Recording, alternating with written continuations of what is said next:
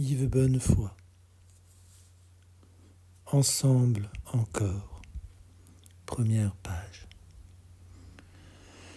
C'est bizarre, je ne vous reconnais pas. Tant il fait nuit, je ne vois plus votre visage en dépit dans vos yeux de cette lumière, de diverses couleurs si loin, là-bas. Je comprends que vous tous, vous n'êtes plus auprès de moi qu'une seule présence, à qui tendre la coupe. Je ne sais, ni ne le veux, je la pose un instant.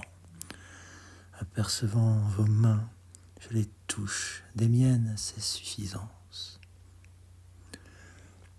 Car c'est vrai que rien n'est réel de cette salle où nous sommes ensemble, vous et nous. A-t-elle des cloisons? Elle s'efface dès que je m'en approche. Je ne sais si c'est dedans, dehors, cette nuit claire. Je prends la coupe, je l'élève, elle n'est plus. Et que contenait-elle? Ai-je su? Jamais. Cela semblait réel et ce l'était peut-être. Disons, ce fut un vin que nous avions désir de boire ensemble.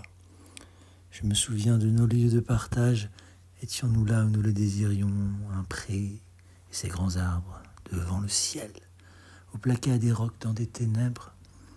Je me souviens, mais qu'est-ce? Ce souvenir. Rapide, l'évasement du rien dans le sablier. La mémoire est ce puits. Alentour, l'été, la garrigue est déserte. Je suis là. Je lève le couvercle de fer rouillé de l'eau, d'un autre siècle, d'un autre ciel. Je me penche. C'est toi, le sourire de tant d'années dans cette nuit. Que voulions-nous? Seulement préserver du sens aux mots. C'était eux notre coupe, le langage. Je la lève pour vous et avec vous. Est-ce nos voix, ce désordre d'écho sous une voûte sombre, puis ce silence? Des inconnus ont forcé notre porte. Ils passent comme un vent à travers nous. Notre salle s'emplit et se désemplit. Mes amis, cette terre va si noire et même si immonde, si souvent que je ne sais que dire. Cet arbre, beau, mais on jette un enfant au fond d'un puits. Cette ligne d'écume, parler, trahir, trahir. Puisque c'est continuer de vouloir vivre, heureux même parfois. Et ces instants ont beauté, n'est-ce pas? Belle, la lumière qui enveloppe le soir, ces amandiers que nous avions plantés.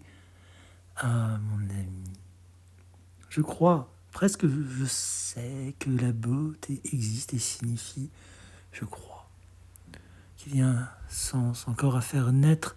J'atteste que les mots ont droit au sens, qu'il est difficile pourtant de faire de cette foi de la pensée, qu'il semble naturel d'en avoir honte.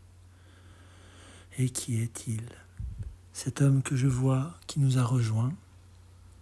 Mais oui, c'est toi, qui me fit tant de bien quand j'avais 20 ans, et ne doutait nullement de moi, et pourtant avait besoin d'un qui me fit confiance.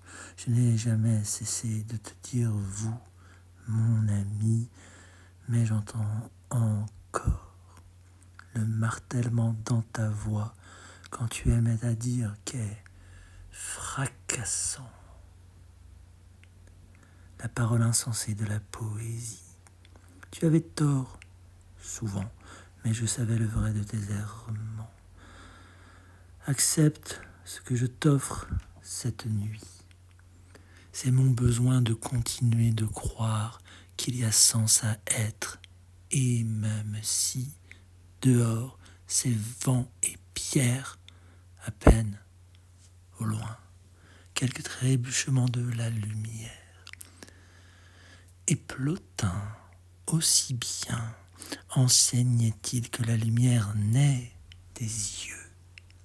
Elle s'élance dedans la matière, elle cherche, et parfois ce grand rayon qui tourne, hésite à des instants, s'immobilise pour se faire des mots encore indistincts, émane Dieu aveugle. Il est émouvant de voir jeter leur feu, ces orbites vides. Je vous prends, main d'aveugle, je pose sur vos doigts mes lèvres qui ont soif. Un autre parmi vous, ce fut celui dont les mots, suffocants d'un besoin insatiable d'absolu, ont déchiré de leurs rayons à eux mon ciel, qui fut si noir quelques années. Il connaissait la sorte de souffrance que cause de savoir que le bien qu'on désire plus que tout à jamais se refusera. Et, pire, de comprendre que ce bien n'était que son rêve, mais il sut qu'il fallait décider du réel, ce rêve, pour rendre vie à celle qu'il aimait, qui ne l'aimait pas, mais mourait de rêver autant que lui. Et ces autres, ces quelques autres, il faisait nuit déjà, ils m'offraient des livres, ils en tournaient les pages. Je n'osais pas en entendre les mots qui se creusaient en moi, comme eux aussi, un gouffre, avec ses cris de niveau en niveau, à flanc de pierre, ses bras qui se jetaient vers le ciel vain, ses coups sourds dans des salles sans fenêtres, tant étant à jamais de cette mort qui nous est incompréhensible. Mais j'écoutais à travers mon angoisse, et c'était voir plus bas, comme un enfant pelotonné dans la paix de son rêve, le ciel, la terre, avec de l'un à l'autre l'arceau des arbres encore gris de l'aube qui prenait à pleine main dans la couleur prochaine. Sortir tôt le matin quand tout est calme, quand le bien c'est le fruit dans le feuillage et le vrai la rumeur presque imperceptible des bêtes qui s'éveillent de toutes parts. Mes amis, comprenons que ces vies pensives des branches des buissons savent que leur attente justifie que l'on aime. Décidons que la flamme de cet abécédaire sur nos tables brûle droit cette nuit encore. Prenons la coupe de nos mots, même racornis, carbonisés, buvons à même le rien, aimons le rien, des amas d'étoiles, des naines blanches. L'un d'entre nous se lave, il quitte la salle, il regarde le ciel par-dessus la nuit. C'est un fleuve sans bord, mais son courant tourne d'un coup là-bas, comme appelé par on ne sait quel cri dans l'avenir. Irez-vous jusqu'à lui? Toucherez-vous de la main son épaule? Non, il ne sursautera pas son nom. Il semblera qu'elle ne l'entende pas. Tout de même, tournant vers nous ce qui reste sous les étoiles de son visage. Et je me dis, c'est toi, mon professeur, mon maître en philosophie, qui nous disait avec son petit sourire qu'il se refuserait à serrer la main d'un visiteur célèbre, mais qui mentait. Tu sus traduire l'épitaphe sublime de Kierkegaard.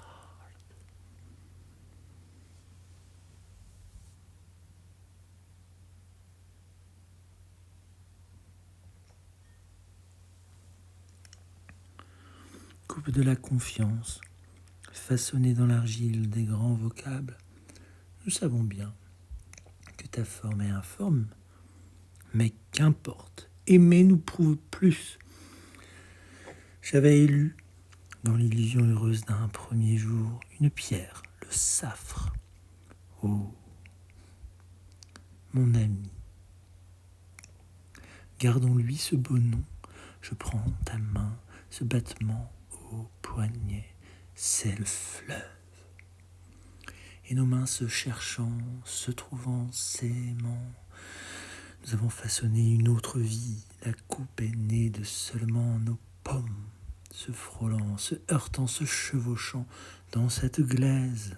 Le désir dans aimer ce feu. Puis, au creux de l'argile, ses yeux nouveaux, ce fut nous le comprîmes, cette même lueur que nous avions aimée, voir sourdre, tôt, dès avant le jour, dessous la cime encore peu distincte de nos montagnes basses. Et quels après, silencieux dans le métal en feu de l'immense douceur que serait l'aube. Un arbre puis un arbre paraissait, encore noir. On eût cru à ces signes qu'ils semblaient dessinés sur fond de brume, qu'un Dieu de bienveillance concevait, si parfaite était-elle cette terre pour concilier esprit et vie. L'anneau que nous nous mîmes pas à notre doigt, ce lieu le soit, évidence sans preuve suffisante. Était-ce du réel, ce que nous fûmes, la bogue d'une attente qui la fendrait un jour de sa poussée faible, invincible. Bleue cette pente au bas de notre chemin, silencieuse la barrière de bois de notre seuil, hautes sont les fumées, le visible est l'être, et l'être, ce qui rassemble. Ô toi, et toi, vie née de notre vie, vous me tendez vos mains qui se réunissent. Vos doigts sont à la fois l'un et le multiple. Vos paumes sont le ciel et ses étoiles. C'est vous aussi qui tenez le grand livre. Non, qui le faites naître, le remontant, page chargée de signes, de ce gouffre qu'est la chose en attente, de son nom. Je me souviens, la nuit avait été le bel orage, puis au corps en désordre, l'acquiescement complice du sommeil. Au jour, l'enfant est entré dans la chambre. La matinée, ce fut de comprendre réels les fruits vus en rêve, apaisables les soifs, et que la lumière peut s'immobiliser. C'est le bonheur. Je me souviens. Est-ce me souvenir ou est-ce imaginer?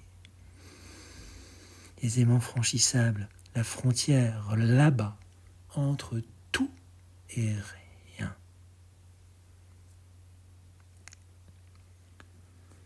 Mes proches, je vous lègue la certitude inquiète dont j'ai vécu, cette eau sombre trouée des reflets d'un or, car oui, tout ne fut pas un rêve, n'est-ce pas? Mon ami, nous unîmes bien nos mains confiantes, nous avons bien dormi de vrai sommeil. Et le soir, ça avait bien été ces deux nuées qui s'étreignaient en paix dans le ciel clair. Le ciel est beau le soir, c'est à cause de nous. Mes amis, mes aimés, je vous lègue les dons que vous me fîtes, qu'à cette terre proche du ciel uni à lui, par ses mains innombrables, l'horizon. Je vous lègue le feu que nous regardions brûler dans la fumée des feuilles sèches qu'un jardinier de l'invisible avait poussé contre un des murs de la maison perdue. Je vous lègue ces eaux qui semblent dire au creux dans l'invisible du ravin qu'est oracle le rien qu'elle charrie et promesse l'oracle. Je vous lègue avec son peu de braise cette cendre entassée dans l'âtre éteint. Je vous lègue la déchirure des rideaux, les fenêtres qui battent, l'oiseau qui reste appris dans la maison fermée. Qu'ai-je à léguer? Ce que j'ai désiré, la pierre chaude d'un seuil sous le pied nu, l'été debout, en ces ondes et soudaines, le Dieu en nous que nous n'aurons pas eu. J'ai allégué quelques photographies. Sur l'une d'elles, tu passes près d'une statue qui fut. Jeune femme avec son enfant rentrant riante dans l'averse soudaine de ce jour-là, notre signe mutuel de reconnaissance et, dans la maison vide, notre bien qui reste auprès de nous à présent dans l'attente de notre besoin d'elle au dernier jour.